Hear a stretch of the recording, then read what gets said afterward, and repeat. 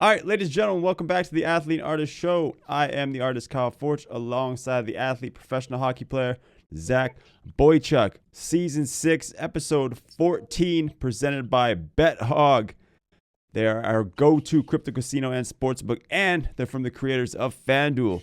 They got all your favorite casino games, all your favorite sports, and much more, like the world's first and only AI dealer, which you saw us use on the stream last week. The dealers are wild too. They will chirp you till the end of the earth if you make bad plays. Go check out bethog.com and you can show us some love by signing up the bonus code AAS. Bethog.com, bonus code AAS. Chucky, second week with BETHOG. You're in the middle of the Slovenian Cup we were just talking about before we started recording. Up 2-0, Ljubljana. Almost ready for another ring. I think tomorrow night you guys play game 3, hey?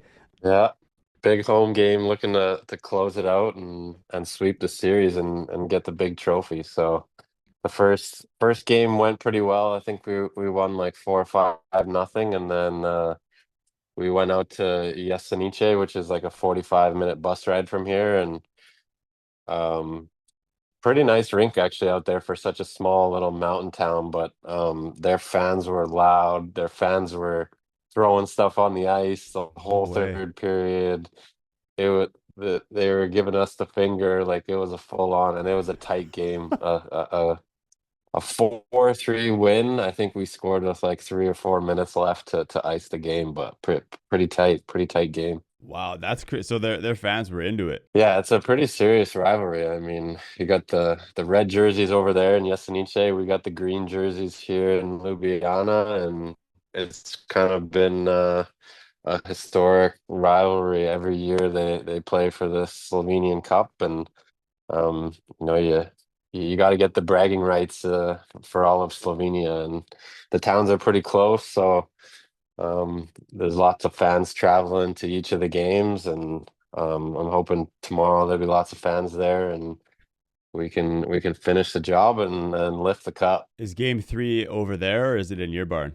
It's a 1-1-1, so best of five. We play a home game here, so Nice. it'd be nice to close it out in front of our home fans. That's solid. Man, so when you said the fans travel, do they have, if your fans go over there or their fans go to your rink, they have like specific fan sections for the visiting fans, or do people kind of just sprinkle in everywhere? Yeah, they have to have their own section, and I think a lot of our fans train together out there, and then they get their own section. There's like pretty heavy duty security. Like I think if any fans are crossing the barrier, you got the guys with the big army suits on. You're like, oh geez, like they got the shields out and whatever. But They got Riot everything police in the was. arena. That's crazy. Yeah, you never know what happens in these rivalries over here. It's kind of like soccer. But yeah, it's got to keep the fans separate. That's insane. Are your who's got the more rowdy fan base? You guys in Ljubljana or the other guys? Last night they seemed pretty rowdy. Like their barn was absolutely rocking, and I think their arena's a little bit bigger. They didn't have as many fans Okay. as we have, but um, I you know I'm definitely feeling like our fans probably wouldn't throw stuff on the ice. I mean, I don't know. Maybe if we were losing one of these games, they would, but there was like a random puck getting thrown on the ice, like No a whole way. bunch of like be plastic like beer glasses and whatever, but we got through the game and um got the job done. Sounds like the Canucks fans against Boston in the Cup final in 2011. Yeah, except nothing got lit on fire or anything, so That which is like I feel like that happens in soccer in Europe. So I mean, maybe if you guys sweep them, I mean, who knows what will happen? yeah, we'll see what happens tomorrow. Yeah, I'm excited. What time is that game at? I'm gonna make sure I tune into that one. See if you guys can sweep this I think series here. it's 6 o'clock here, so it's around like 10 10 a.m. a.m. your time. That's solid. I'm excited to see that. We've been talking about that all year. I know we've been chatting about that since the start of the year. And you got like with the other team we were just talking about before we started recording too. Like there were only 3 teams in this tournament And then the other team, you guys just set the record of shots in a game, like 108 shots or whatever, which is crazy. So at least I saw the first game in this finals series was like 5-0 for you guys. So at least these guys kind of came back and have made it somewhat of a series, made the second game a little bit closer. We definitely had a close call last game. We went down. We were down 2-1 after the first period, and um, you know they were getting a couple power plays. We didn't get many power plays over the last couple games, so anything can happen in this like European hockey. I feel like the big ice kind of, if you run into a hot goalie, like you never know. So that they're 12th place, I think, in their Alps league, which is a little bit lower than our league, and we're like 5th or 6th now in our higher league. So technically, we should be winning. We have a lot higher budget, so but it's competitive games. They're coming out super hard, and the Slovenians definitely care a lot about it, and you get a little trophy on your elite prospects. I think I talked about that before, and all the guys are saying it's we're playing the finals. It's the final series. It's kind of weird that it's happening in January. Like most of the final series that I've played in have been, April or March kind of thing, or April or May, and the NHL's in June, but kind of fun to have a little tournament mid-season, um, and see if we can win a championship. I know a lot of other leagues do it.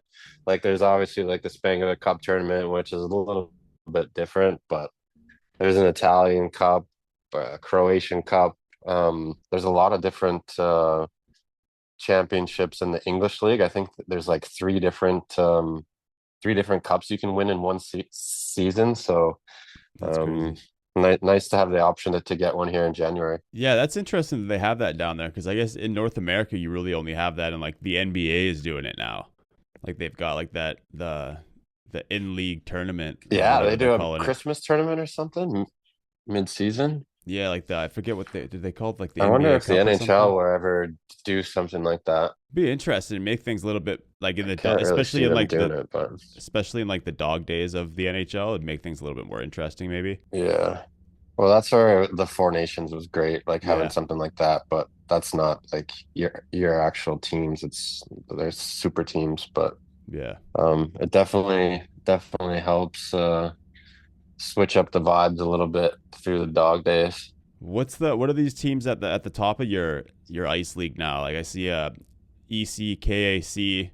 I see Moser. I don't know if I'm pronouncing these right, but I know like how these teams get so higher up in the standings, like 77, 75 points. Like did they just go on a run, or what happened with those guys there? 'Cause I remember you guys were like Yeah, 15 points ahead of guys at one point earlier in the season.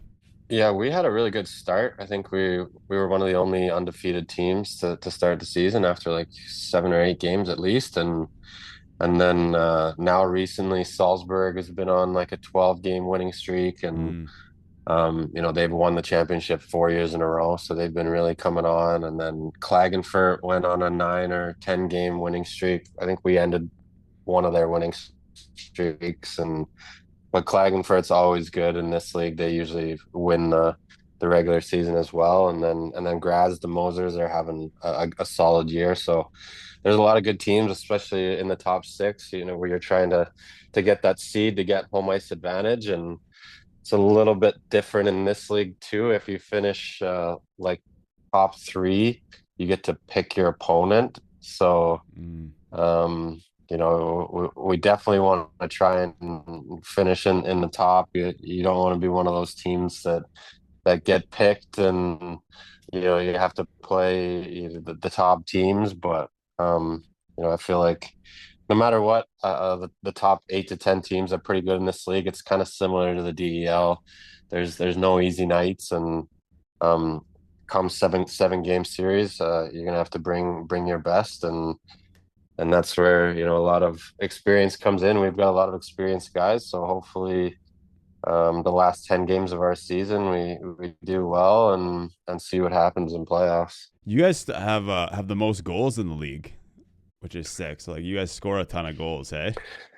Yeah, we're a little bit run and gun. We score a lot of goals, but we've been giving up a little bit in random games. But come playoff time, you're gonna have to really tighten it up, play smart, and not give up breakaways and 2-on-1s. But yeah, our power play's been really hot this year too.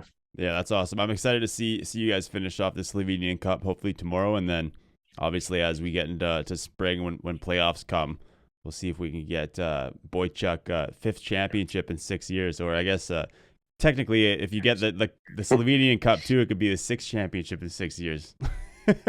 So yeah, something like that. Starting to Lose count. what is it? Four in Berlin, one in Bern.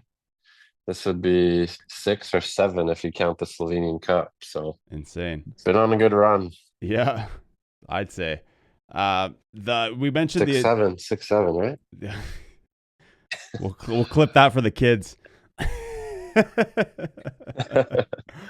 There's a meme coin out there right now called 6-7 that's going crazy. I was thinking about buying it. It doesn't surprise me. I'm shocked that we didn't see that one sooner. You mentioned No the kidding. Italian Cup there, which you're playing. Obviously, I think we mentioned it last weekend. We talked about the Olympic Arena in Milan. Hasn't been a lot of news since last week, since they had that hole in the ice. I think you mentioned, or someone came out and mentioned that the ice, besides that one issue with the ice, it was pretty decent. So I think it's more so just getting the locker rooms done and making sure that the ice stays solid. And I don't know what else in the arena is still needs done, but I kept looking at the arena and it's weird. The one side definitely, again, unless I'm going crazy, that one side, the second level, doesn't go all the way around, which is a really weird look to me. Yeah, it's pretty strange. I hope it's changed when the real tournament starts, but it looks like I don't know if it's curtains or what, but yeah, and half the dressing rooms are still not finished. Yeah, So the it's jumbotron. gotta Did you see the crunch time now. jumbotron? Yeah, I saw one tweet. It was like you gotta just remove Jumbotron and call it Tron because Yeah, it's so small. it's tiny. It's like a junior A jumbotron or screen. It's crazy. Apparently, I heard that A mini that Tron. yeah, I heard that they're going to be putting in a bigger one for the Olympics, but who knows if that's true. Oh, really? I didn't hear that, but yeah, that that would be better. Yeah, but I mean, if they can't even get the locker rooms done, let alone putting in a new screen on the ice. So we'll see what happens with that. McDavid's 20-game streak finally came to an end, and that was the longest point streak in a while. What was it? 20 games, and it was close to 50 points. Like, just an insane tear he was on. Yeah, on fire. And Drysdale just missed the net, or did he hit the post on that open net to keep it going? But yeah, they got shut out against the Islanders, 1-0 1-0, yeah. with Schaefer. Man, I want to see Schaefer on the Olympic team so bad. That kid is so good at hockey. There's so many injuries right now. I feel like there's going to be a lot of changes come 2-3 weeks from now. Braden Point is out. Like, I wonder who's gonna end up taking his spot. Bedard. I would love to see Bedard Yeah. take Point's spot. Yeah, you got to think like a small little righty. Bedard would be a perfect replacement for a guy like that. Or what do you think they would put Bennett in instead of Bedard? Like, I wonder what the. I mean, obviously, like we talked about before, you've said it. Like, it depends what they're looking for and who gets injured. But I wonder who's kind of in line first to take that spot, both on Yeah. forward and defense. Yeah, it depends if you want to go skill or you want to go like even yeah, Bennett. Obviously, everybody thought that he was going to make the team, but he's on the outside looking in right now, and I don't know. There's a lot of guys that could step in for Point, but he might even be healthy. We don't know.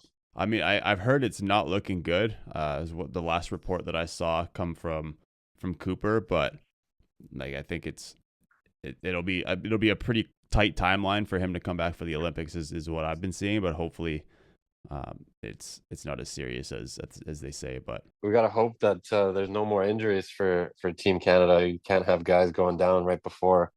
It almost stood out like McDavid and McKinnon. Like you don't want those guys going down before the tournament starts. yeah, I mean, I saw Chicklets talking about it too, and Army and those guys, like these teams got to be worried about during the Olympics too, because all these guys are going to be playing as hard as they Yeah. can.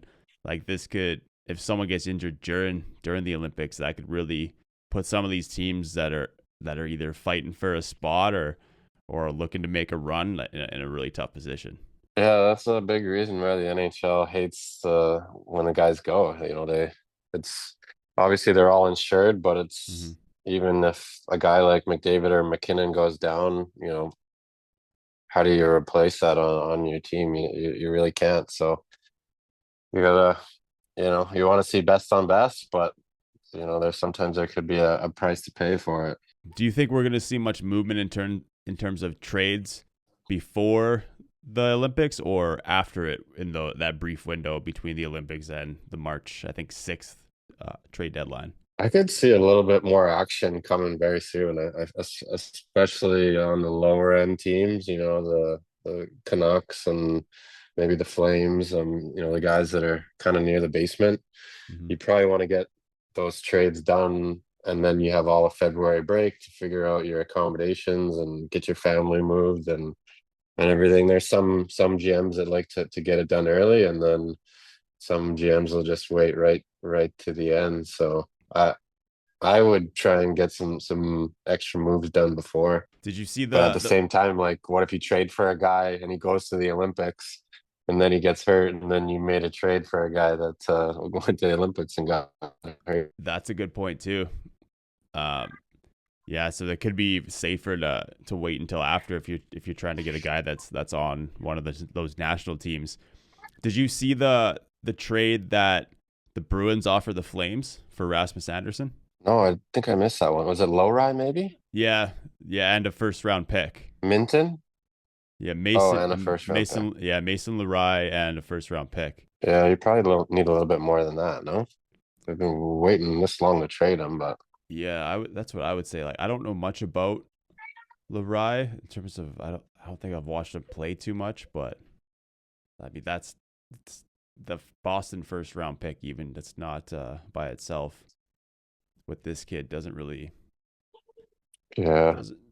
And excite me. Boston's kind of close to a playoff spot, so Yeah, like the first round pick won't be that high. yeah. Like this kid's But he's a 6'5" maybe D-man. Kadri's getting traded, maybe 6'5". I heard Elias Pettersson might be getting traded. I saw that too, which would be quite interesting, and like that would make the Canucks have had to trade their like 3 of their top guys in the last year. You count JT Miller, Quinn Hughes, and now Elias Pettersson. They'd be in full on rebuild mode if they traded Pettersson. And you mentioned the Flames there too, again with Kadri. I saw Army talking about it on Game Notes. Kadri for Michael Hage of the Canadians, who we obviously talked about a lot last week, had an incredible World Juniors. I'd make that trade in a second. Said, see you later, Kadri. Welcome to Calgary, Michael Hage. Done deal for me. Sign it off. That's the one trade that I could get behind in Calgary. We'll take Hage after his great World Junior tournament. 100%. And then if we end up getting McKenna too, perfect. That'd be sick. Straight up. Do it. But I don't know if Montreal's doing that one, though. I don't think so. I don't know where Army got that idea, but it was for Calgary. That's a great trade for Calgary. I'll tell you that. I like it. Chucky, anything else that stuck out to you in the past week? I guess we mentioned Marner before we started recording. Marner played the Leafs for the first time in Vegas, got booed by the traveling Leafs fans. Crazy. Tight game, too. Wasn't it like 5-4 with not much time left, and then Vegas tied it and then won in overtime? Yeah. Marner had 2 points. Matthews had a goal. It was kind of funny in the warm-ups when they were both skating off the ice.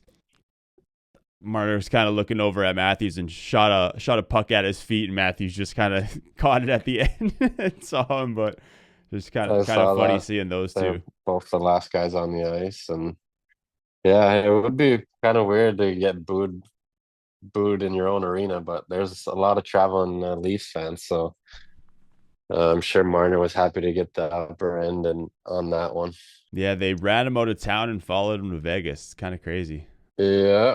That's what happens. And Toronto's been a little bit hotter lately. I think they're just out of a playoff spot now, but some injury problems with Nylander. I don't know if they're going to make the playoffs this year. I don't know if they can sustain their hot streak that they're on right now. Dude, Buffalo jumped them. Buffalo is now in the first wild card Buffalo's spot. won like 15 of their last 17. Crazy. 8-2 in the last 10. Like The East is exciting. Tage Thompson had 5 points last night. Tage Thompson, yeah, he's a Olympic guy now too, and I love seeing the Fedorov jerseys in Detroit too. They're in the Eastern Conference now, right? Yeah, the white the skates. The Fedorov skates. Yeah, everybody wearing the Fedorov skates and warm-ups. Kudos to the trainers for that one. 100%. Yeah, that was a pure class move by the trainers. Guys looked sick. Were they white skates or skate covers? Like, I wonder how hard that would be for the trainers to do before the game. Like, that's got to not be an easy job. That'd be a long time. Yeah, I think they're like shells or like something that they put over top of the skate. So crazy what you can do now. Did they play with those two or just have them on for the warm-ups? Might have just been warm-ups, but maybe a couple guys said they wanted to play with them. I don't know. How much does that affect you in game in terms of skating, and like can you notice it much if you have a cover on the skates? Or I've never had anything on, like even like the shot blockers. I never wanted to put those on. I'd heard that like if you get a pass in your skate, you might explode off the boot, and I don't block that many shots anyway, so I'm not one of those rugged defensemen that are on the penalty kill and blocking shots 5 shots a game. So I never did that, but I feel like it probably would change it up. You'd have to practice with it at least once or twice to get used to it, at least a pre-game skate, but it's going to make your skates heavier for sure. Yeah, it makes sense. And I mean, hockey players are creatures of habit, so any one little thing like that could, even just if it's not technically affecting you physically, it could affect you mentally for sure out there, especially if you're someone like a Nathan McKinnon and one of those guys who's just constantly locked in. Yeah, true. You probably wouldn't like it. Probably not. Anything else that stuck out to you in the last week? Besides our loss, man, we were so close to winning our first BETHOG bet with the Panthers. So close. Just no defense. No defense. Couldn't get a stop on that last play. Didn't even challenge him. Didn't even make him waste the time. Nice. But we like plus 400 or plus 500 we would have made. Yeah, it was a nice bet. We were close. But BETHOG, I think we got to place a bet. We're gonna be streaming on Sunday, but I think we gotta lock in Celebrini for the Hart, because I'm pretty sure it's still plus 300 right now. So we got to lock that in as soon as possible. Yeah. He's still killing it. All right. That's it for me, unless there's anything else that you want to touch on before we head out. Oh, I think that's good. Awesome. Chucky, good luck tomorrow. We're filming this it's Friday. I almost said Thursday. Filming this on the Friday. Slovenian Cup Game 3 tomorrow. Ljubljana and Zach Boychuk looking for the sweep to get the in-season tournament win. Slovenian Cup. Good luck, and we'll chat about it on Sunday on the live stream. Peace.